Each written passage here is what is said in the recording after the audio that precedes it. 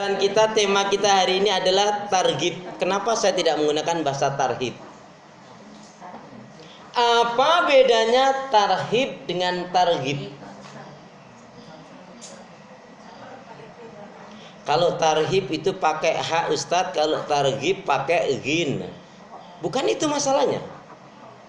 Bu, perhatikan. Jadi rata-rata masjid musola tarhib Ramadan, tarhib Ramadan. Tarhib itu artinya menyambut. Nah, ibu sudah berpuasa berpuluh-puluh tahun. Bu sudah berpuasa paling tidak sekarang sudah 26 ibu ya. Sudah 26 berarti kalau Bu Is mulai puasanya pada usia 10 berarti sudah 52 kali Bu Is sudah berpuasa. Ya. 26 kan? Berarti ya dibalik berarti Bu Is sudah puasa dari usia 10 berarti sudah 52 kali. Mungkin di antara ibu ada yang sudah 55 kali. Masa masih nyambut aja Bu? Berarti ada perlu yang diluruskan. Maka kurang tepat kalau menggunakan istilah tarhib. Tapi kita menggunakan targhib. Apa itu targhib? Itu tarhib itu nyambut. Kalau tarhib menyambut. Tapi kalau targhib artinya cinta, senang dan rindu dengan Ramadan. Targhib pakai ghin. Pakai ghin, targhib artinya cinta, senang dan rindu dengan Ramadan. Ramadan kapan Ibu? Ramadan kapan? Ya, Ramadan sebentar lagi. Silakan mau didendangkan atau tidak terserah. Ramadan sebentar lagi. Ramadan sebentar lagi. Targhib pakai ghin. Kalau tarhib kan pakainya ya ha. Karena ini ada ghinnya. Jadi targhib artinya cinta, senang dan rindu. Ibu perhatikan apa alasannya? Kita belajar dari sahabat Nabi radhiyallahu anhum.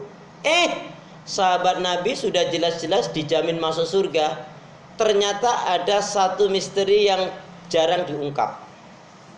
Sebelum turun ayat Al-Baqarah 183, A'udzubillahi minasyaitonirrajim. Ya ayyuhalladzina amanu kutiba alaikumusiyam kama kutiba alal ladzina min qablikum la'allakum tattaqun. Al-Baqarah 183. Ibu ngerti? Kaum Yahudi dan Nasrani itu menyampaikan kepada kaum muslimin, "Hai kaum muslimin." Gak langsung kepada Nabi, memang begitulah. Dia mengacau dulu biar umat Islam ini ya gak yakin. Ketahuilah bahwa sesungguhnya nabimu itu tidak benar. Agama yang dibawa juga tidak benar. Loh kok bisa? Andaikan benar nabimu itu agamanya benar, Islam itu benar, pasti ada syariat puasa. Karena nabi-nabi terdahulu pun sudah ada puasanya. Nabi Daud, Nabi Ibrahim, Nabi Musa, Nabi Isa, Nabi Yakub, semuanya nabi-nabi itu ada puasanya. Sampai-sampai mereka mengatakan apa? Sekiranya ada ayat yang menjelaskan tentang wajibnya ada syariat tentang berpuasa, kami akan masuk Islam. Ini yang menyatakan pendeta-pendeta, rahib-rahib Yahudi dan Nasrani loh Bu. Tapi kaum muslimin karena imannya sudah mantap hanya mengatakan kami yakin, mungkin belum saja. Belum aja gimana? Sudah lama loh ini. Untuk meragukan kaum muslimin. Maka singkatnya ketika turun ayat ya ayyuhalladzina amanu kutiba alaikumusiyam kama kutiba alal ladzina min qablikum la'allakum tattaqun. Ini namanya mukjizat. Mukjizat itu selalu menjadi ya pertimbangan bagi orang yang mantap imannya, semakin yakin, semakin iman, tapi orang yang ragu dia akan kufur, akan menjauh. Tapi orang yang mencari kebenaran akan sampailah kebenaran itu. Bagi kaum muslimin ketika turun ayat Al-Baqarah 183, wahai orang-orang yang beriman, telah diwajibkan atas kalian menjalankan ibadah saum Ramadan sebagaimana umat terdahulu. Oh berarti sama ajaran para nabi dan rasul yang sebelumnya. Puasa Ramadan itu ibadah. Saum itu adalah ibadah yang tertua. Hanya di zaman Rasulullah disebutnya saum Ramadan. Kalau di zaman Nabi Daud saum Daud, ya. Nah, bagi orang beriman semakin mantap. Inilah memang ayat yang ditunggu-tunggu. Bagi kaum Yahudi Nasrani yang tadinya memang ingin masuk Islam, Bu, yang ada dua, yang mereka benar-benar mencari kebenaran, mereka masuk Islam. Tetapi itu pun tidak banyak jumlahnya. Jadi kalau persentase mungkin hanya 10%-nya atau malah kurang dari itu. Yang lainnya tetap kufur dan ingkar. Kenapa? Karena dalam hatinya ada kesombongan, ada kebencian, dan yaitu menolak. Alasannya, alasan lagi, karena nabinya bukan dari Bani Israel. Ya. Jadi yang mengatakan kalau ada ayat yang menjelaskan cara tentang puasa itu kami akan beriman, ternyata enggak juga. Nah, begitulah sifat orang ahlul kitab yang buruk. Tapi bagi mereka yang jujur, yang tulus mencari kebenaran, turun ayat itu, mereka mendatangi Rasulullah dan menyatakan keislamannya. Nah, itu diantaranya. Nah, yang menarik, kenapa kita menggunakan bahasa targhib, cinta, senang, dan rindu. Saking senangnya sahabat Nabi pun, puasa pertama, kedua, ketiga, setelah 3 tahun berpuasa itu datang kepada Nabi. Ya Rasulullah, kenapa sih saum Ramadan itu kok diwajibkan kepada kita? Kok hanya 1 bulan? Kok enggak 1 tahun atau 6 bulan ya Rasul? Kira-kira ada enggak di antara kita yang tanya seperti itu? Halo? Yang ada puasa ini diwajibkan hanya 1 bulan. Itu pun hampir tiap hari, tiap malam dihitungin terus. Alhamdulillah dapat 7. Alhamdulillah tasyana 15. 20. Kuningan ieu kumaha? Balik kita ieu.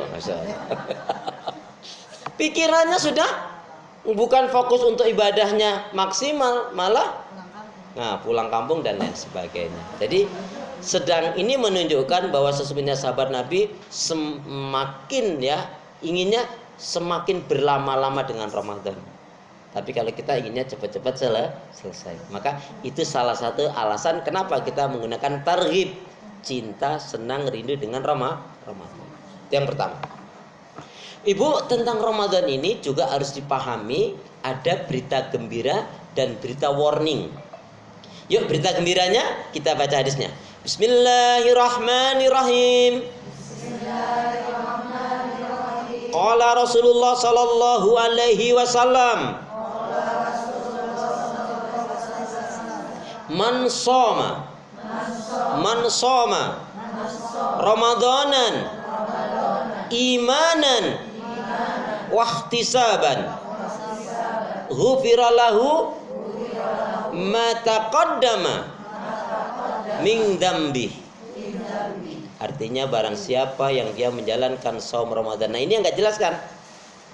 Barang siapa yang dia menjalankan saum Ramadan dengan iman yang benar, dengan ilmu yang benar, satu lagi, dan ikhlas mengharapkan keridhaan Allah.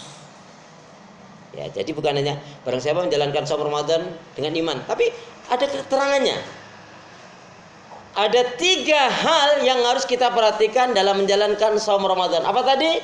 Barang siapa yang dia menjalankan saum Ramadan dengan iman yang benar. Yang kedua, dengan ilmu yang benar. Dengan ikhlas mengharapkan keridhaan Allah. Bu, siapa yang dia betul puasanya dengan landasan iman yang benar, ilmu yang benar, dan ikhlas mengharapkan keridhaan Allah, maka apa? Ada 3 hal paling tidak yang Allah akan berikan kepada orang tersebut. Apa itu? Yang pertama, ghufira lahu ma taqaddama min dzambi. Diampuni kesalahan dan dosanya. Ya. Jadi kalau puasa kita, landasan apa tadi? Iman yang benar, ilmu yang benar, dan ikhlas mengharapkan keridhaan Allah. Maka apa? Yang pertama, diampuni kesalahan dan dosa yang kita lakukan. Amin, gitu loh. Amin. Ibu, kira-kira kesalahan dan dosanya banyak mana? Sama aja ya. Amal kebaikan ibadahnya dengan dosanya banyak mana? Banyak dosanya. Ini kejujuran yang bagus ya, mengakui kejujuran. Terus amal kebaikan ibadahnya sudah baik, benar, dan sempurna atau belum? Belum. Ibu pingin masuk surga atau pingin banget masuk surga? Masya Allah, amal kebaikan ibadahnya nggak sempurna, kesalahan dan dosanya masih banyak, pingin banget masuk surga. Semoga Allah memberkahi merahmati kita. Amin. Karena memang kita masuk surga bukan karena amal kita, tetapi karena rahmat dari Allah. Nah, tadi, jadi kalau ini sebetulnya juga dikaitkan dengan ibadah-ibadah yang lainnya. Ketika kita menjalankan ibadah, dalam hal ini adalah saum Ramadan, tapi ibadah yang lainnya juga sama. Syaratnya dengan iman yang benar, ilmu yang benar, dan ikhlas mengharapkan keridhaan Allah. Jika 3 hal ini Bu kita lakukan dalam puasa ini lebih khususnya, 1, diampuni kesalahan dan dosanya. Amin. Yang kedua, dicintai dan dirahmati oleh Allah. Amin juga dong. Amin. Lama banget, harus jawabannya dulu. Diampuni kesalahan dan dosanya, dicintai dan dirahmati oleh Allah. Dan yang ketiga Bu, dimasukkan ke dalam surganya Allah. Makanya apa? Yuqalu fil jannah baban. Dikatakan di dalam surga itu ada namanya satu pintu, baban. Apa itu? Yaitu bab itu, pintu itu namanya ar-royan. Pintu ar-royan itu hanya dimasuki bagi orang-orang yang menjalankan saumnya dengan benar tadi. 3 tadi.